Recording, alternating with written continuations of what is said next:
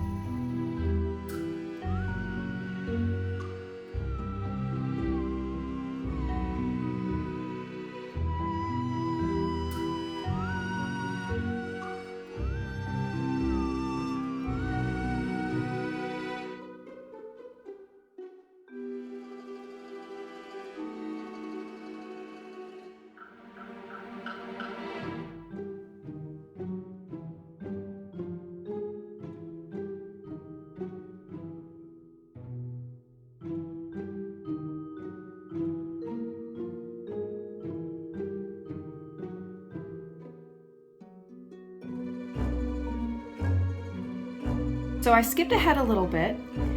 We went from aluminum foil being placed at the joints to kind of be a makeshift glue. And the reason we did that is because I don't want to put any glue or anything on here because I was going to put the polymer clay on. Now, shape-wise, it doesn't really matter too much about detail at this point. What's really important is I wanted to make sure my feet were flat, so I pressed the polymer clay before I baked it. I typically bake my polymer clay, there's instructions in the package, but I baked this at 200 degrees for 15 minutes. So, and the color really doesn't matter. This was the only color. I typically get white because I paint a lot of my polymer clay, but this was all they had left. And so, you know, it's okay. So then the next thing I did was from the joint in the polymer clay, we're gonna add some aluminum foil to give it some muscle. Again, shape isn't mattering too much at this point because we are going to be covering this with other items. So it's really important that we worry about weight. So I wanted most of my weight to be here in the legs. I wanted my legs to be heavy so it could stand up. And I wanted my hands to be heavier so that they'll droop down, but I can still move them around. So there's a lot going to be happening here in the head. So the head's going to be kind of done separately, and then I'll attach it. But so far, we have Huggy Wuggy skeleton. So I started to work on the head when my assistant reminded me to get a snack before I started making the wire form for the head. I made what I would describe as wire glasses for his eyeballs to sit in and reinforced the structure of the head with more aluminum foil.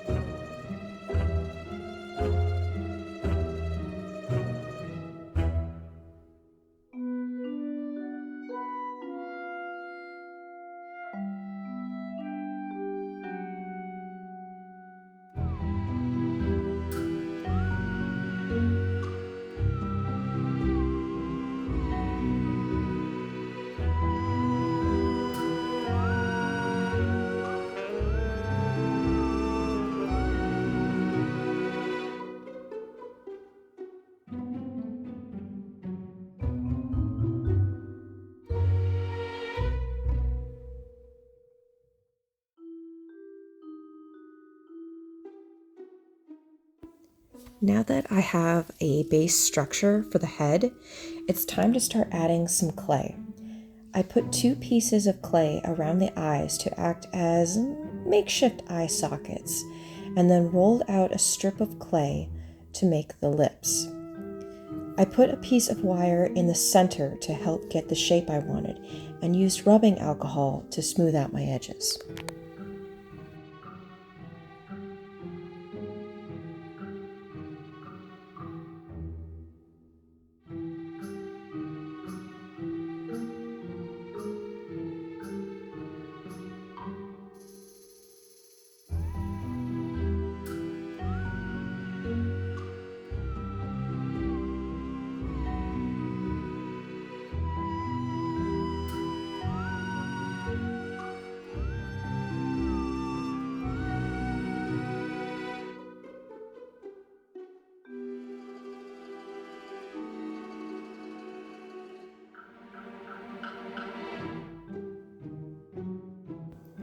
So this is when this project starts to get a little tricky. When I started forming the mouths, I added pieces of wire around the mouth and baked them in. I wanted to use these wire pieces to shape into teeth with more clay.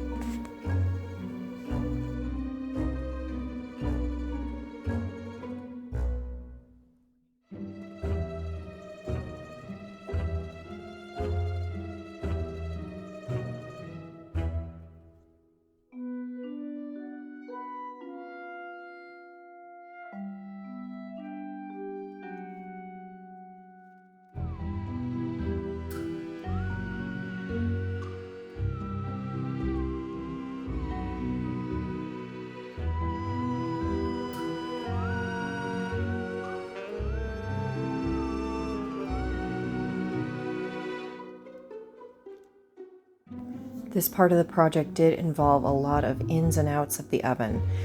Don't be afraid to rebake it over and over again as you insert those wire pieces and build up from there. It'll look a lot better the more time you put into it and the more you let it bake. It was then time to start cutting that batting in order to form the body. I cut the pieces in about 8-inch to 4-inch rectangles, and I used those to cover the limbs and start building up that torso. Of course, my assistant had to make sure it was good batting.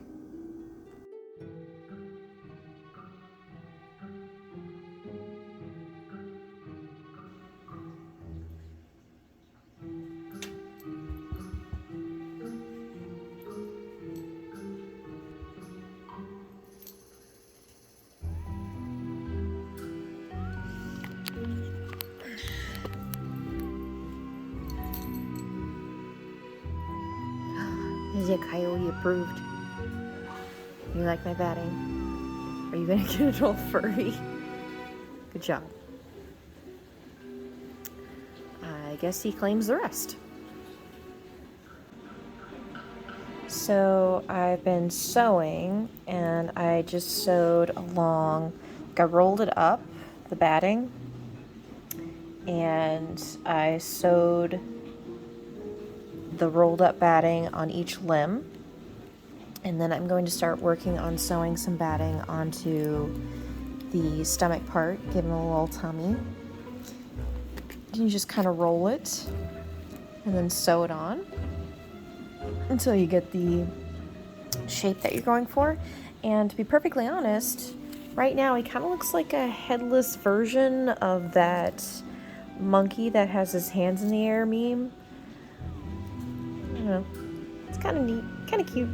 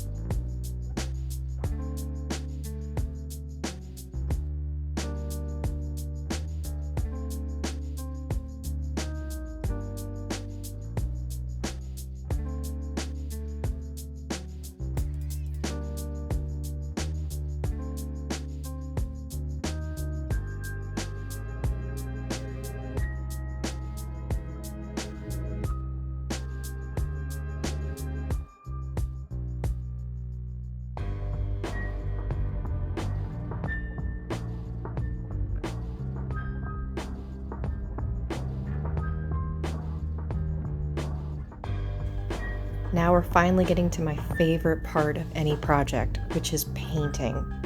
I really only used maybe 3 or 4 colors. I had a primary red, and then I had white and black, and I made that red darker in the inner mouth, and then of course lighter for the lips, because obviously you want it to be almost wet and dark looking, and the more texture you put in that mouth, the more ridges you're going to get in shadows, and it's going to make it look, for lack of a better word, grosser.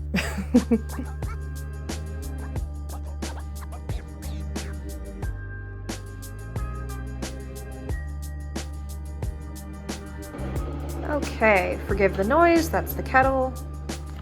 I'm having tea. It's very delicious. So just where we're at right now, I am painting. So I wanted to give you guys a better angle. Everything's drying, and it's, like I said, gotta look like garbage before it looks good.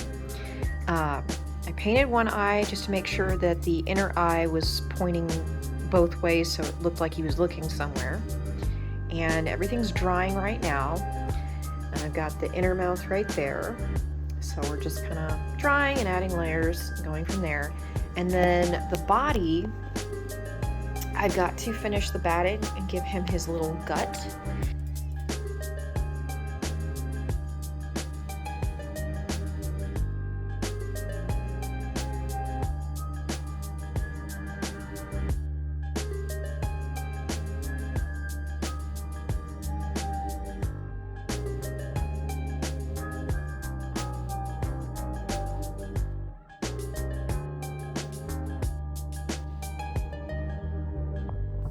So the hands are made of felt that you can get from any hobby store or any craft store around you.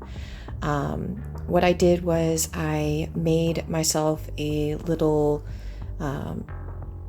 sketch on a piece of paper, and I used that as a pattern for the hands and the feet, and now I am sewing it onto the batting to give him his adorable little yellow feet and his adorable little yellow hands.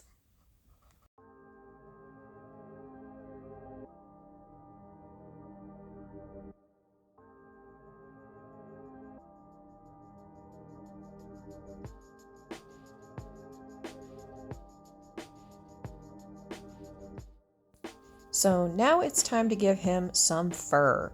And this is my least favorite part of the entire process because as soon as I started cutting into this, it looked like I had murdered a Muppet.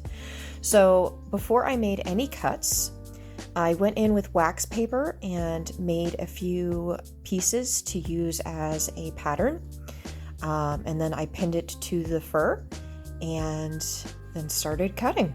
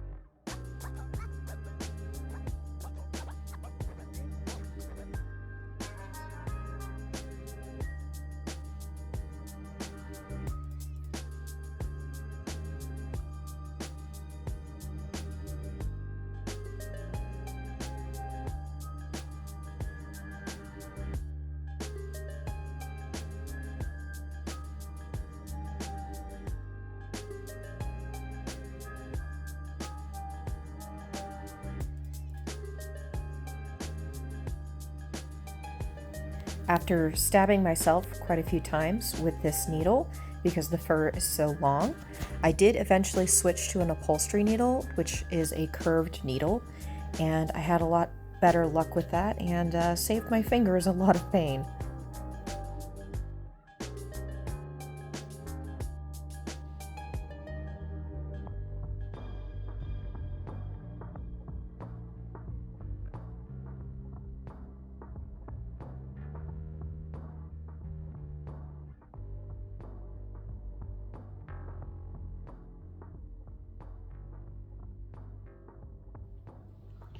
And here he is! Isn't he cute? He's fully posable. That's why we did this with wire. And yeah, I just like, he's very soft and he's very cute. And I think I'm pretty happy with how he turned out. I think if I'd made another, I would probably make the torso shorter and give him more limb just to match the game Huggy a little better. But yeah, I think he worked out great. And you can see that double mouth in there, so. But yeah, if you want to see me tackle more characters or want to see me make more things, I do a lot of arts and crafts. Please feel free to subscribe. I'm going to start sharing them on here. And I don't know. I do have a nephew, and he's very young, but he calls me Aunt Boo. And if my sister wouldn't kill me, I would totally make him one of these. I think he'd like it. But let me know in the comments, would you? Anyways, thanks for watching and have a great day.